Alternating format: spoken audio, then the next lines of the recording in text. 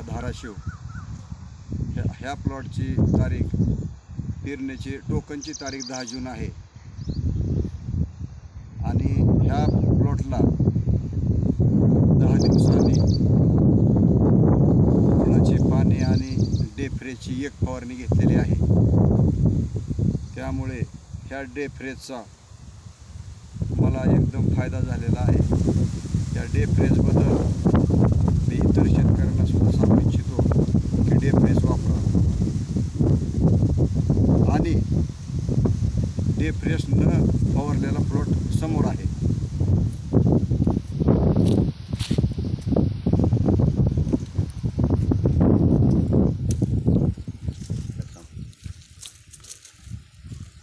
ह्या दोन्ही प्लॉटची टोकन एकच दिवशी केलेली आहे।